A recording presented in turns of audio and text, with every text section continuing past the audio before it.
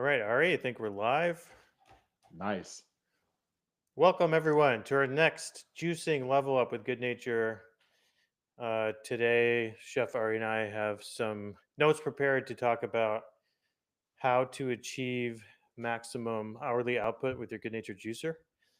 We're going to discuss how to think about your process and achieving maximum hourly output.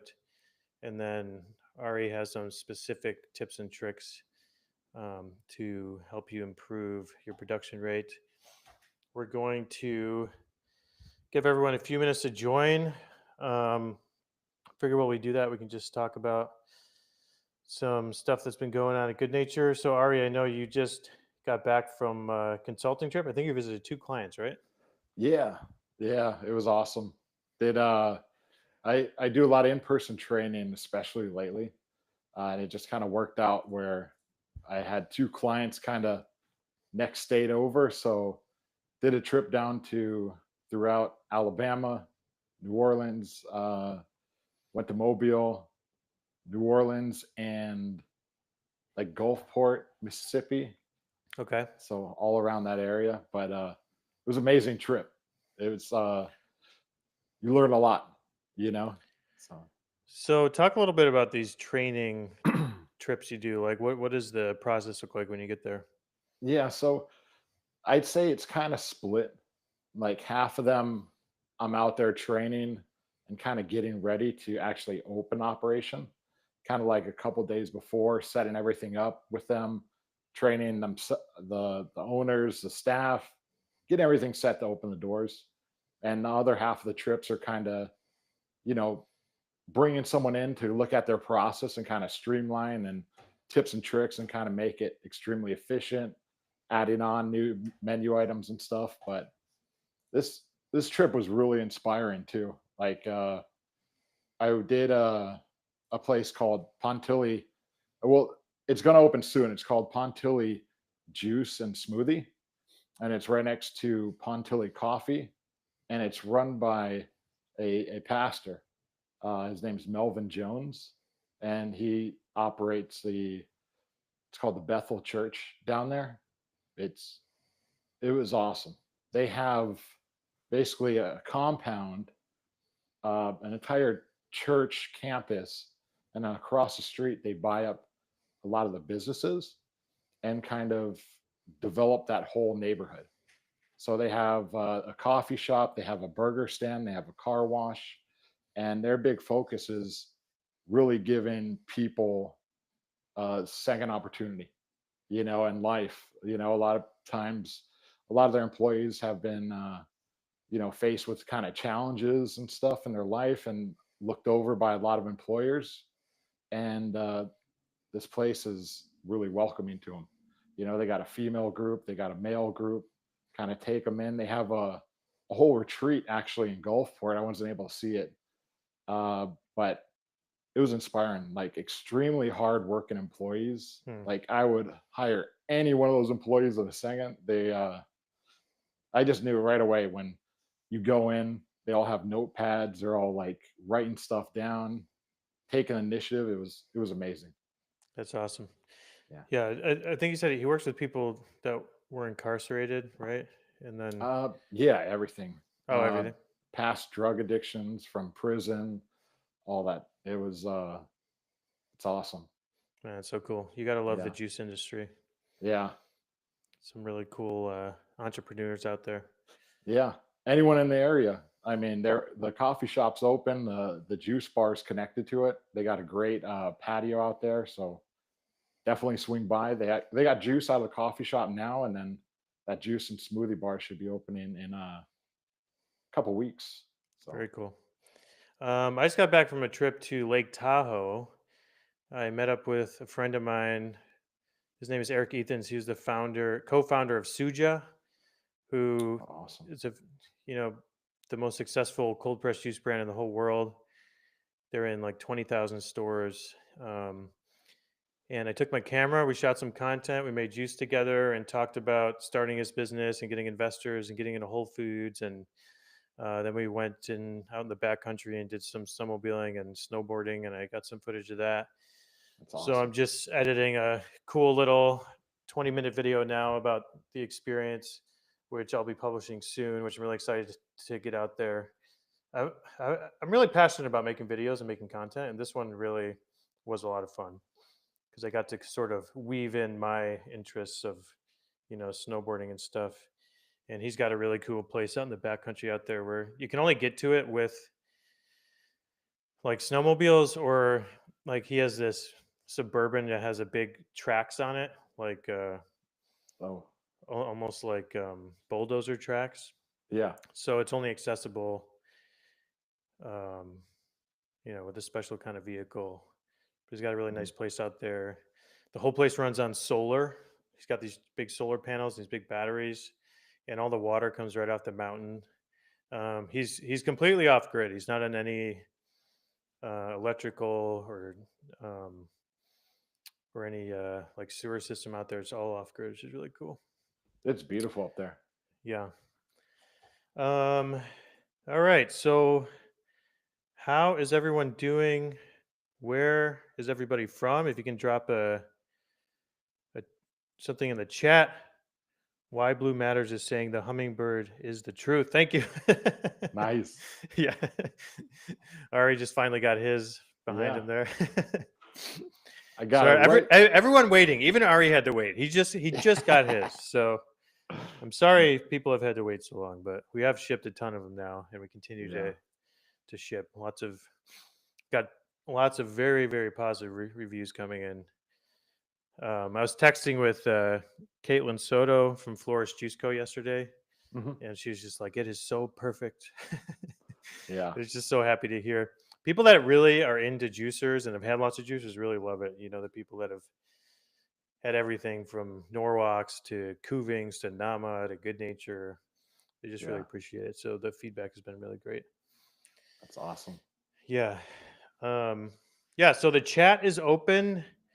If you're are on YouTube, just and you're not able to access the chat, just hit the subscribe button. If you could also give it a thumbs up. Once you're subscribed, you'll be able to ask questions in the chat. Let's see, we've got Felix from Chattanooga. What's Oh, up, nice. Chattanooga? Um, and we can get started here. So Ari and I have some notes on how to think about achieving maximum hourly output on your juicer, and some tips and tricks as well. Let me open up my notes here. Yeah. All right. So I just took a couple of quick notes in the beginning, just kind of like an intro, and then we can get into Ari's tips and tricks. What up, New York? New York's in the house. Nice.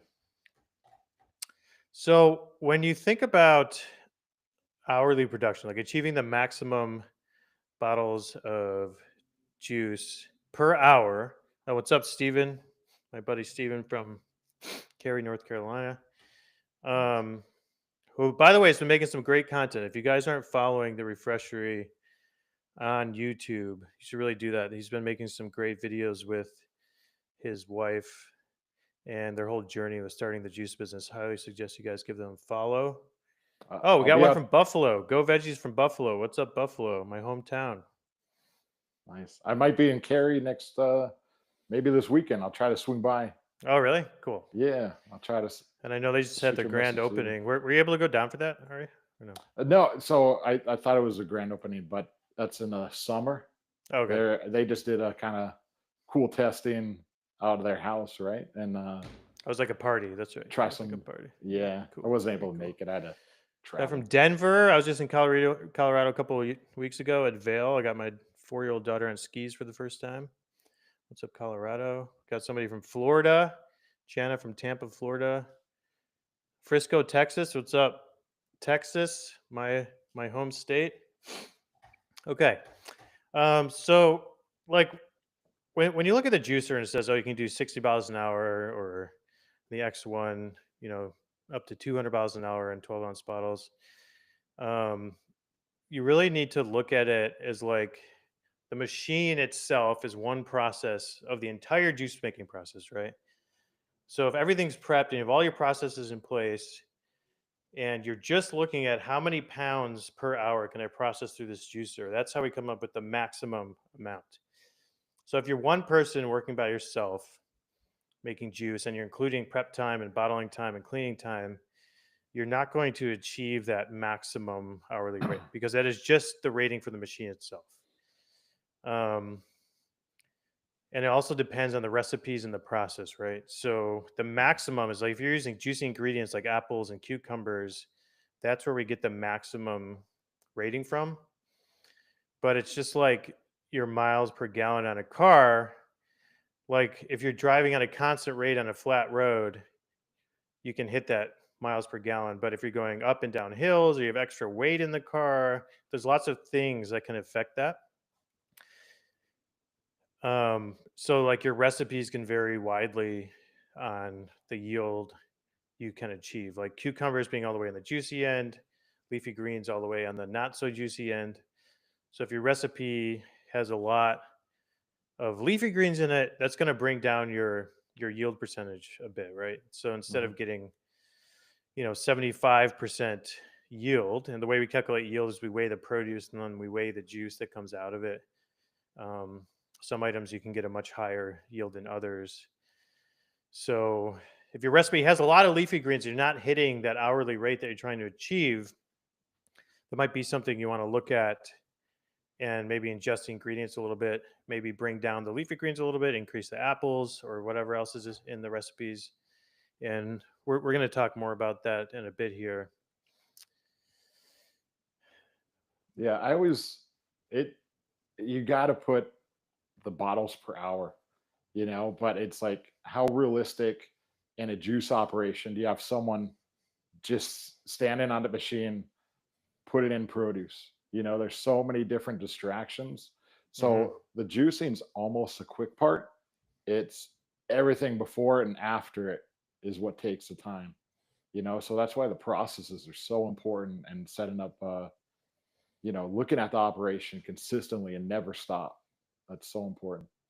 Yeah, it's like you should be thinking about the process as much as you're thinking about the recipes, just really dialing in Yeah. that process because you're basically running a little mini factory, and everything has to be thought of with how you bring the produce in, how you prep it, how you juice it, how you bottle it. And if your goal is that maximum amount of juice per hour, you need to spend a lot of time on the process. Mhm.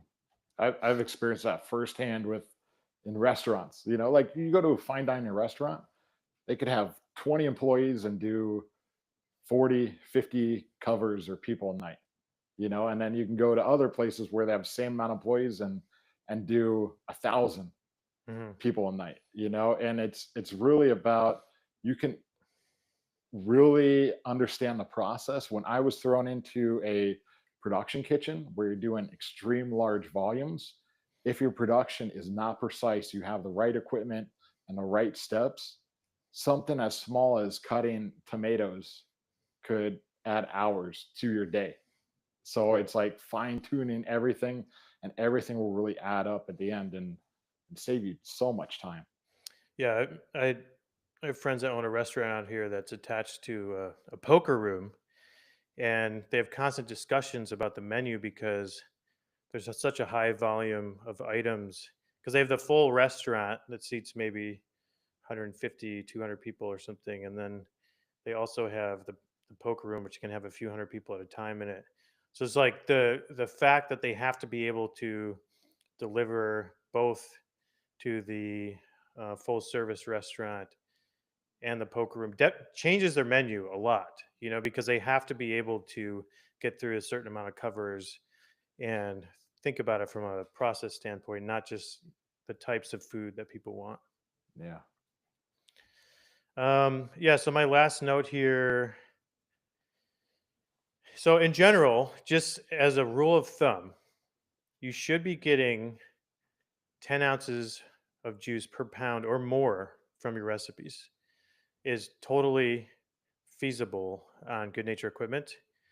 And if you have recipes that aren't hitting that mark, those may be ones you want to look at as possibly adjusting the ingredients a little bit. And by the way, you can get more from recipes that have very juicy items. But even a recipe that has carrots and leafy greens in it, if you have other more juicy items in there, you can still hit that 10 ounces per pound mark Mhm. every time. So that might be something, just as a general rule of thumb, you want to look at. And then finally, as a juice business, just think about it, like how important is the hourly production you versus your exact recipes or the process you like to use. And you may decide that actually it's not as important to me that it takes me an hour more or an hour less to make this amount of juice. Like what I really care about is using this exact recipe that it's everyone's favorite, or that ticks off the boxes for all of the nutritional aspects that you want to use. But if you decide that actually the hourly production is higher of a priority, then that's where you can start to look at your process and your recipes. Mhm. And I mean, there's a reason why if you look at the national brands, they almost all use a base of something like apples or cucumbers or whatever it is. Like it's never just the non-juicier items in the recipe, because that wouldn't hit the yield that they need to make profit in their business and to get that hourly production rate. Mhm. Um, okay, so those are just my kind of notes. Let's see, we've got somebody else joining. We've got Alyssa from Idaho. What's up, Idaho? And Steven said, yeah, just a tasting party is what he did soon. Video coming soon. Oh, we got someone from Kauai, Hawaii. What's up, Hawaii? I just had the most incredible turmeric I ever had from Maui out there. Well, I was out Wow, in Tahoe. One of his friends has a farm in Maui and shipped him a bunch of turmeric. It's the most delicious turmeric I ever had. that's awesome.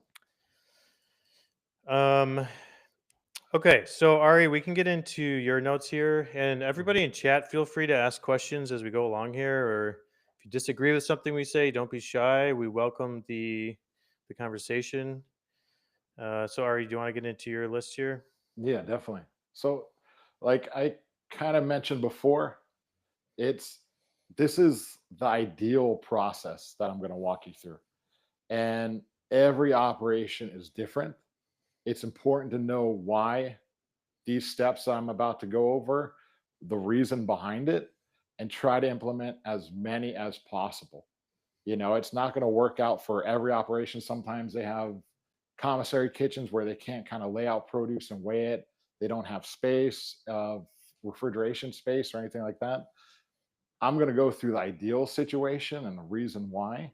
And it's extremely important to be open minded about it, and think about your process. You should never stop thinking about your process ever. Whether you're open 1 year, 10 years, you should always have meetings with your employees and discussing what's taking the longest and where we need to speed up or give stuff a shot. So I want to walk you through kind of the ideal situation.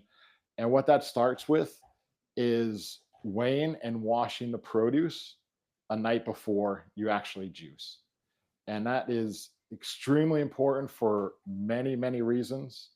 You want to look at your operation and plan ahead, not just with juice, but with everything, and give that much of a head start for your process without affecting the actual quality of juice. So, weighing and washing the produce the night before is not going to affect the quality of juice.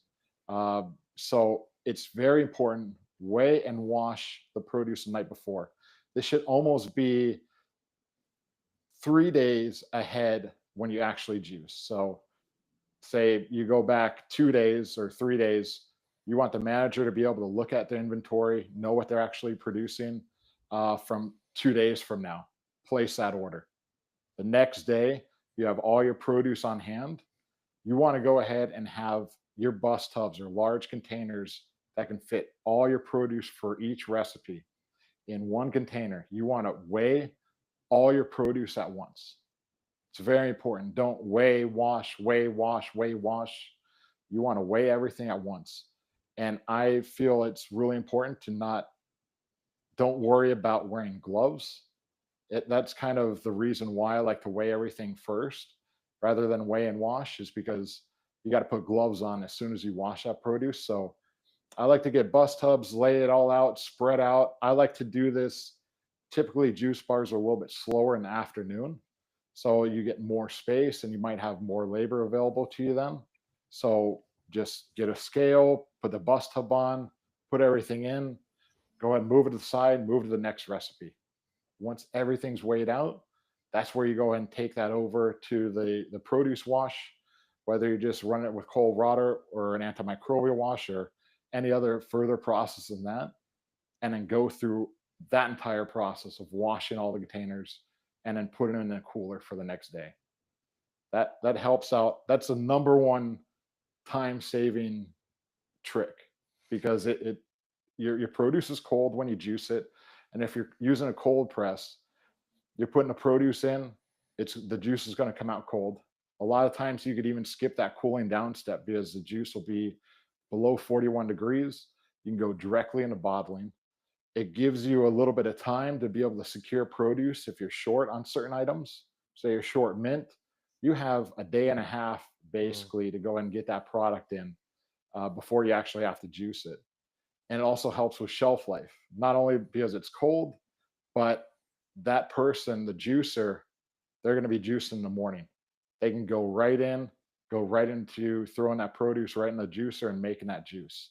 And the shelf life is as soon as it hits midnight, that's another day. So if you're making it in the afternoon, you're losing an entire day of shelf life basically. So do you have to lay the produce out and dry it before you put it in the bins, or what's the process there? So I go ahead and I don't have to worry about it. I just kind of there's certain items that you want to cut before you juice. If it goes ahead and if it's going to oxidize or dry out from the air circulation, then I won't cut it. I will save it in a bus tub and I'll cut it directly, like right before I actually juice.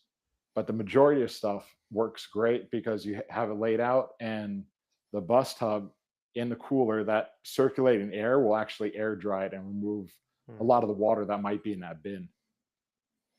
Okay. So what are some examples of items you don't want to cut the day before? Citrus definitely dries out. Yeah. Uh, I would say pineapple could dry out if you're cutting it and quartering it. Uh, Apples definitely oxidize the second you cut it. So I do very minimal cutting. Uh, there's very few things I actually cut. Like pineapples, I'll just remove that green crown, just rip it off. I won't even cut through it. Just set that whole thing in there and I'll quarter it right before or cut it down to fit in the hopper, like right before I'm juicing. Okay. So the process is maybe in the afternoon, the day before, you weigh everything out, put it in Mhm. bus tubs, put it in the cooler, and then somebody comes in first thing in the morning, pulls it out, cuts it, and juices it right away, Yeah. and puts it back in the cooler to keep the temp down. Yeah, I like to have a cutting board set up right next to my juicer to do last minute cuts right before I process it. And it's also a great communication aspect too, because the juicer can come in, see all the bus tubs labeled. You can put the juice name on there. Mm. They know exactly what they're juicing for that day. They could also plan out the steps, which I'll say that for my next step in terms of what order they juice. But it helps with that communication aspect if they can come in and look at their bottles and say they're short on a few, he can push that one first thing and have that ready to go so they're not out of any product. Really helps out with everything. Right, because sometimes if you order something from the distributor, they'll show up and be short something, right? It'd be like, "Oh, we're out of celery or out of something else," and then Yeah, short or give you the wrong products or spoiled or there's low moldy. quality or So yeah. something. Yeah, Mhm. makes sense. All right, number 2 on your list: juice all recipes in order from lightest to darkest. Yeah. So now that we got the produce washed ready to go, you're going to think about your process of washing a juicer. Okay. So easiest way to do it is have your green juices in one category and your non-green juices in another category. And basically, if you're juicing your entire menu, that's the way I break it down because you're going to have to do a deep clean on the unit. Not so much with the hummingbird because it's kind of easy, just take apart and rinse any any excess produce on there. But more for like the X1, the mini, or anything larger than that, you definitely want to be organized in the order in which you juice. So you can go from lightest to darkest, either green or non-green juices, in an order where you don't have to break down and clean the entire machine, because it's not going to affect the color or flavor. And that's the order you want to go in. And you only have to deep clean the machine once every 4 hours of constant use. So typically, you want to be able to get through at least one of those segments within the 4 hours. Mhm. So you might start with like your lemonades and apple-based juices, then move on to your darker green juices, and then carrot juices, and then end with the beet juices, right? Yeah, and you could do a lot of times you might have some specialty ingredients or adaptogens like blue spirulina, green spirulina, where that can kind of clean out the system or the juicer, and then you add that ingredient and it's going to change the color anyways. So that's kind of a great way to kind of Mm. throw that in there and think about the whole process. And another great way is splitting your menu depending on your operation. If you could have it in like a 2-day production cycle, because 10 juices juicing in one day is a lot, depending on how much you're making. It's a lot easier if you have the right equipment to do double amount Yeah. of either the green juices or the non-green juice recipes.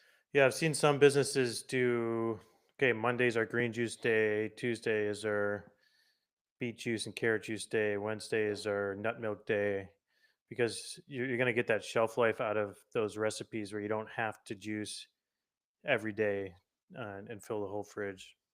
Yeah. Yeah, it makes it real easy. Yeah, for sure. Um, okay. And then we have number three, put all juice into one container for consistency. Yeah. You want to make sure, as you're juicing, you want to make sure you mix the produce as much as you can. That's extremely important for the separation of the product. But after, say, you're doing, even on X1, if you're doing batches larger than 3 gallons at a time, you want to make sure you get a container large enough to fit your largest amount of juice that you're going to be juicing at a time. Because I've seen some places where they were weighing out their recipes. Say they were doing the Hummingbird XL, they would weigh out the exact amount of every ingredient in 5 pound containers or 6 pound containers, depending on their juicer size that can carry. You don't need to worry about that. Just kind of try to mix the produce the best you can. As long as it ends up in the same container, you're going to have a consistent product. Right. So if you're doing 30 bottles of juice and you have like the Hummingbird Pro and you're going to have to do, eight or 10 presses on it, then you mix all that juice together in like a 5 gallon container or something, Mhm. and then bottle it from there. Yeah. However large your batch is, get a container that size. Hmm. There's it. You get containers up to 55 gallons, like a big Cambro is totally fine. Use that with a chill stick if you need, if it's going to be sitting out for a long time, so you can have the juice actually chilling and cooling down as it's going. That really affects the quality as well. Like, as soon as the quicker you get that juice out of that temperature danger zone, the better quality product and longer shelf life you'll have. So those chill sticks are the ones that are the water cooler material. You fill the inside with water and freeze it. So have something and just have it set on the counter. Yeah, they look like giant paddles that Mhm. freeze into like a big frozen stick kind of. Yeah. Yeah, and to this point, I know in the large facilities I've been in, this is how they do it. They juice into these big stainless steel tanks. Um, if they're doing a few thousand bottles of juice, they'll juice it all into a big stainless steel tank, and then that goes into their bottling machine, and then they'll fill it all from the tank. Yeah. Uh, then going to Uh, bottling juice, right? Yep. So bottling juice is real important. You want to have, in most operations, they have one designated juicer. I don't like to put the task of the juicer focusing on bottling juice. It Whoever is juicing, their main task is to get all that produce through the juicer and the juice ready to go. Okay. So if they were bottling juice as they were going, if it works for them, they have time to go ahead and break away while the machine's pressing to bottle some juice. Absolutely go that route. I like to have the juice in those containers, and as soon as it's done, I could put it in a cooler, walk in, whatever I have, let it cool as it goes. And that way, they're focusing on the juicing. If you're out of a certain flavor of juice, you have it ready to go, you can just pour it in a bottle and give it to a person. But that's kind of a task that other employees can go and break away and bottle it for them, as well as if they have downtime. If it's slower, they can go in the back and start bottling juices for the juicer. It's just one of those processes where uh, you can break away very easily and bottle juice when you have downtime. Yeah, or when they finish the juicing and clean up, then move to bottling or something. Yeah. I will say I think that's very common when we see people asking why they're only getting much lower than the hourly production of the juicers because they're weighing and then they're juicing and they're bottling one recipe and then they go back Mhm. and do it all over again for the next recipe, then all over again for the next recipe, and it just ends up taking a lot more time. As simple as it sounds, it's not easy. It's like never backtrack on any process. Weigh everything at once, wash everything at once, juice everything at once, and then bottle when you can. It sounds very simple and it sounds easy, but there is a lot of processing that you can adjust to make it as efficient as possible. And then down at the bottom here, you have overall production tips and tricks. One of the notes here is evaluate process with the team at least once a week. Yeah, that's that's extremely important. You should never stop doing that. And it's really important how you talk to your employees. This is just as important. As soon as you have a meeting with employee and they might have what you think is a crazy idea, don't tell them it's crazy. Don't tell them it's a stupid idea ever. Don't take credit for their ideas. They're gonna stop sharing. So definitely treat every idea as a possibility. You never know if it's going to work as crazy as it sounds. Um, I went to uh, I did a training for a juice bar actually, and we were talking about chia puddings. Actually, it was funny, and we were thinking about brainstorming ideas of what flavor we want to do for the chia pudding, and we were going through processes. People were like strawberries, blueberries, and one of the persons was like, "Oh, cream cheese," and a lot of the people were like, "Come on, that's like," you could tell like they were, that's a bad idea. And then we think about it, it's like, oh well, cheesecake, that chia pudding, that style, there's something there. It doesn't have to be adding heavy cream, adding cream cheese, but that style and that flavor, and it came out amazing. So it was like a cheesecake almost flavored, Hmm, but it was all interesting. vegan, and it was a great idea. So it's like entertain every idea. Try every idea as long as it's not costing you tons of money, it's worth a shot. And you're showing employees that you care about their ideas and they'll be more forthcoming with them. So How about having tasks that can be started and stopped easily for employees that have downtime?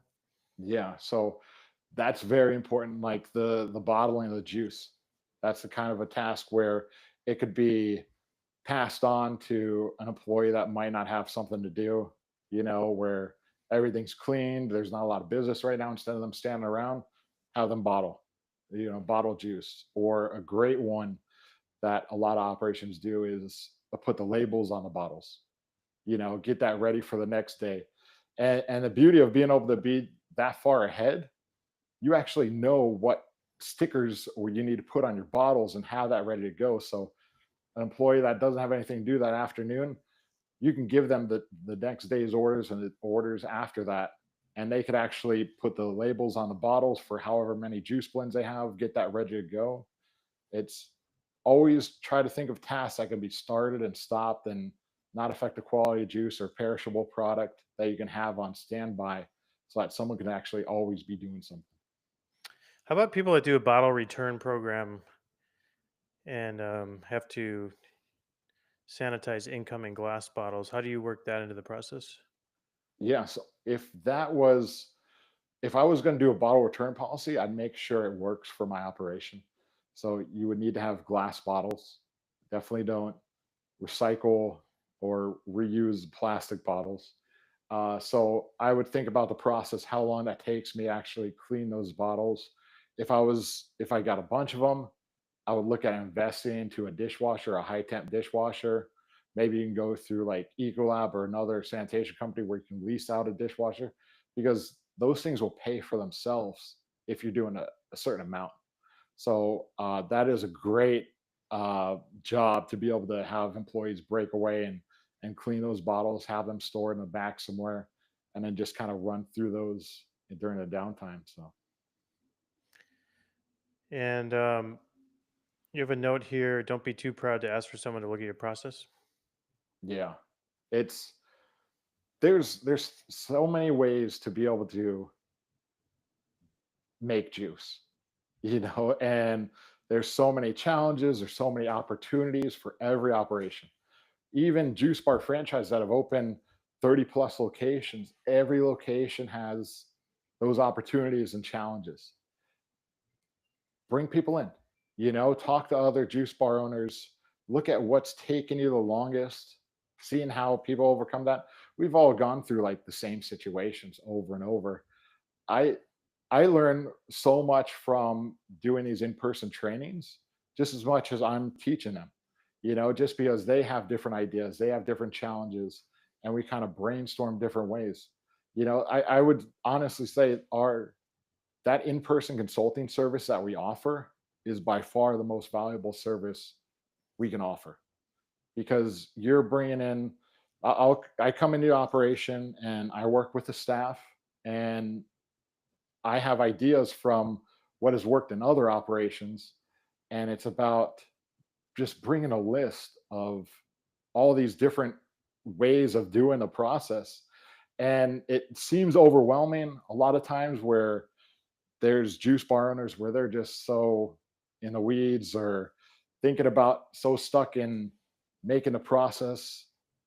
These little tips and tricks add up.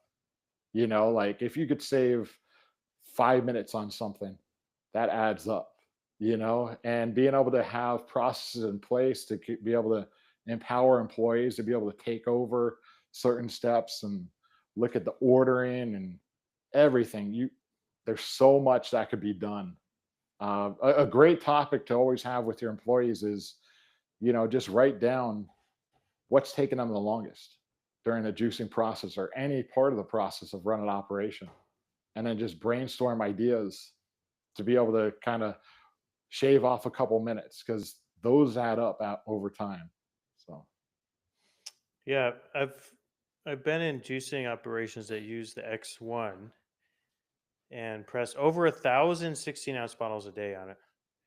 And then I've been in other operations where they struggle to do a couple hundred bottles a day. mhm. It could just vary so widely depending on how the process is set up and um, how you're thinking about prep and bottling and everything. So there's definitely a lot to know and a lot you can look at. Yeah, if anyone just wants a free call with Ari, you can email him at ari@goodnature.com. Be happy just to get on a consultation with you. Curious, does anyone on the chat now have any issues they feel like are slowing down their production, or any specific recipes that maybe you want us to go over here on the call? Just drop a note in the chat there. We'll be happy to see if we can help. Yeah, there's a lot. Like I've seen some places where, space is an issue, always comes up, where to store product, and it's it always comes back to the menu though. You know, there's thousands of recipes you could have for your operation. It's so important picking the recipes that work with your space. Uh, like the ideal situation is knowing the size of the space and then developing the menu based on that. Mhm. Because you always want to be able to produce something comfortably, but pushing yourself a little bit. But the menu is so important. It always comes back to the menu. I've been in operations where they run out of space, so you can rent these little pop up like walk-in coolers that you can put in a parking lot basically. So Mm. they would just like lease a little couple parking spots from their landlord and pop up these like refrigerated little walk-in coolers on the parking lot. So then the produce comes in from the distributor, they just put it there, and then they Yeah. just like move stuff to their other cooler when they need it. Um, have you even seen people just park a refrigerated truck out back and store stuff in a refrigerated truck? Yeah. Like there's all kinds of creative things you can do about space. Yeah. And what's crazy is those 4 steps we went over is just for juicing. Like you can get into the bowls, smoothie and acai bowls. There's so many tips and tricks. Like every menu category has so many different adjustments you can make to put out an amazing product, extremely efficient, low labor, high quality. Like I I went to a couple places where, acai bowls where you can make them in batches. Sometimes people pre-make those, put them in a freezer and they last for an hour, or put them in a fridge that's turned down a little bit, last a couple more hours. I've seen places where they have like 4 ingredients in an acai bowl where they'll blend the liquid and maybe 2 of the frozen ingredients and have that mix there. And when it's ordered, they pour that in. And then the last frozen ingredient to make it easier and quicker to process. There's there's so many ways you could look at every aspect of your operation. Yeah, Roram here in chat said their number one issue slowing down production is space. Currently operating at a commercial kitchen. Um, I'd be curious if they're just like renting space at someone else's kitchen and are limited because of that. Uh, Tammy asking, what's the best way to prepare acai each day? Blender or food processor? I've seen a lot of this Right. discussion going on in the Facebook group recently. Yeah. What's your opinion on this? Well, it depends on the style. If you're busy enough to be able to batch, I would probably go with a food processor. Uh, that's possibly when I'd bring in a food processor. If I wasn't and I was doing it to order, I would get a blender and I would make sure I get a blender with a tamper. I always come back to that. Yeah, because you Don't have to get like the push the stuff around, right? Like move it around. Yeah. I Yeah. It's so frustrating sometimes when someone opens and they get the quiet one. They're like, "Oh, it's going to be great with the noise dampening shield," and it's like you got to make a thick product. If you need that tamper to push the stuff down. So there's a few ways. The food processor is a little challenging. I would make sure I have the batching process down where I can make that and I have a place to store that where that product is going to be the proper consistency for like an hour and go through that. That's when the food processor might be effective. And that could be something where I've seen places where they turn down a refrigeration unit to like 35 degrees or a little bit colder than where you normally store it, and test it out. See how long that lasts at the proper consistency. You might be able to get an hour out of it. So then okay, I can store this product in there for that long. Hmm. Okay. Someone here saying their issue is calibrating the X1. I'd be curious if you want to elaborate a little more on that in the chat, like what you mean by calibrating it. We'd be happy to give some advice there. Anybody else have any other questions about processing or adjusting recipes or getting maximum output? Yeah, reach Uh, out. Definitely. If you don't aren't able to make the live, just be sure to reach out and we could jump on a call and brainstorm some ideas. It's always about thinking about it, and there's so many options for everything. yeah. I mean, I'll say with the X1. So the X1, there are all kinds of things you can do a little differently on it to get higher yield out of certain products. For example, if you're just doing carrots, you can use the smaller tooth blade on it and grind faster because that will make the pieces smaller and you'll get higher yield. Or if you're just doing pineapple or cucumber, you can use the larger tooth blade and slow the grinder down to get bigger chunks, which will make it press better. But in general, if you just run the grinder at a medium speed, like 45 hertz, and then use the all-purpose blade on there, and you're using mixed recipes, that's going to be fine. Mhm. So I'm not sure if that's what they're asking about calibrating the X1, but most businesses don't worry about changing blades and changing grinder speeds and all that stuff. They usually just keep it at one speed and use a medium blade, and you're good to go there. Mhm. But I will say one thing you should do on the X1 is press slowly. There's a press control knob that you turn on there, a valve, and it's I just realized my speakers have been on this whole time. Um, and if you press quickly, you will get lower yield and more separation if you press slowly. So what I like to do is just turn the knob all the way so the press isn't moving at all. Then just turn it a little bit so it's just moving slow. And then also what that allows you to do then is once you move that press lever over, you don't have to stand near it operating it the whole time and going back and forth because it's pressing very slow. You can kind of just flip that lever over and walk away and come back later. Mhm. Um, and with the slow speed, you'll get higher yield and less separation. Yeah. And that is, it's not really, as soon as that's set, I kind of just leave that forever too, Yeah. on the X1. But the speed is really, you want to look at the flow of juice, and make sure you want the juice to be flowing out of the bottom of the bag. If it's coming out of the sides of the bags, that usually is a sign to either slow it down slightly or, maybe pop it in neutral for a little bit and then going forward. But yeah, you want the juice flowing from the bottom of the bag. Yeah, that's also the number one reason bags break or wear out quickly is from pressing too fast because Mhm. what you're doing there is you're cranking the pressure up super fast and you're not giving the juice time to get out. So that put a lot of pressure on the seams of those bags. So every time we get calls about bags breaking, it's almost always that they're just pressing full speed. Mhm. Then that tip usually helps them out. Yeah. Alyssa asking what best way to juicing citrus on the X1. She uses the fine weave bag and can only press maybe 10 at a time without overflow.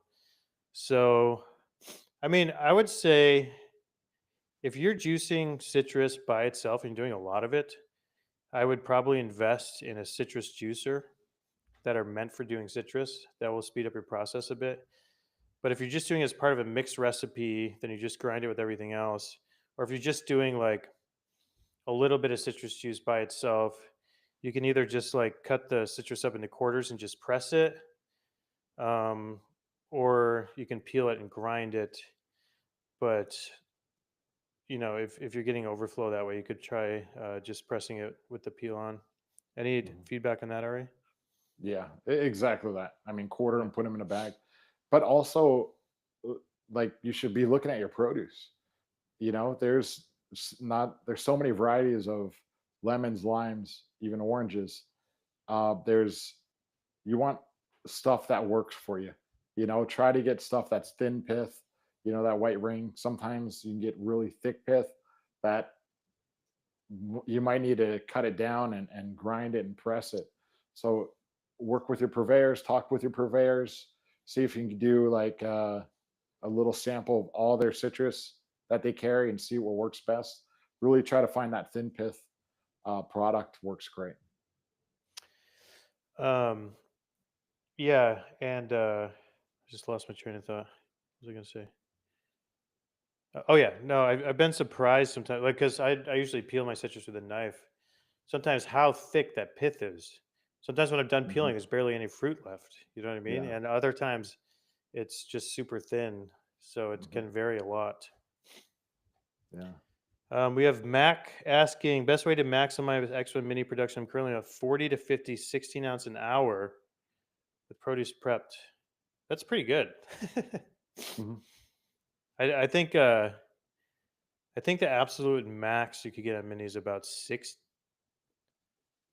Wait, I don't remember what the rated max is. That might be the maximum for 16-ounce an hour on that. So I would Mhm. say you are doing pretty well if you're getting 50 16-ounce bottles an hour.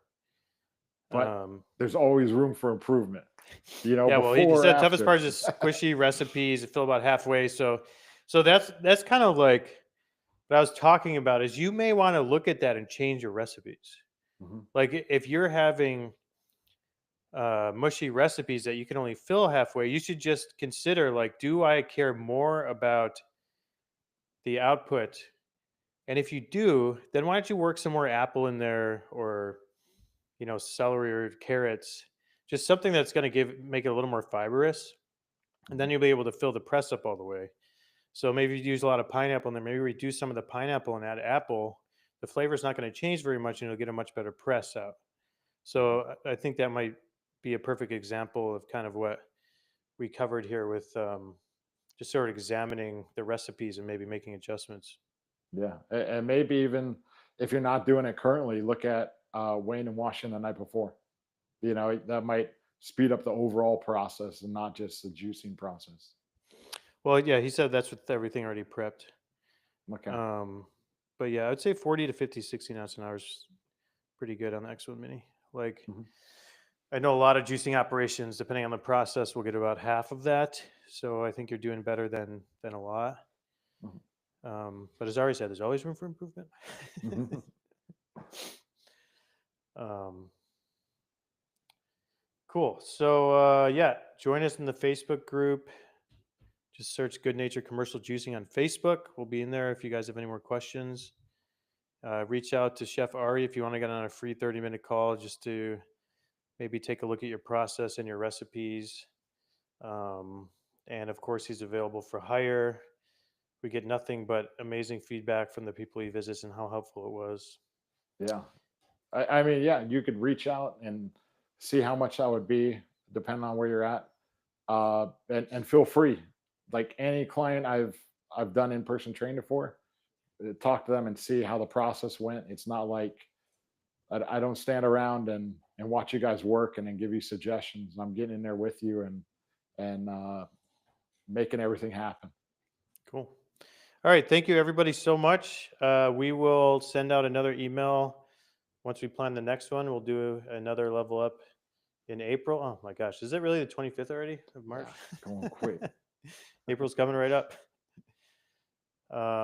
We've also got a couple of events in the works, which I don't want to announce yet because I always feel like once I announce it, something goes wrong and then we end up canceling the events. But Maybe we don't so announce it, we just do it. yeah, I don't want to jinx it.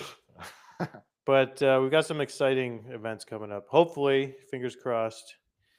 And thank you everybody for joining, and we'll see everybody next time. Peace. Yeah. Bye, everyone.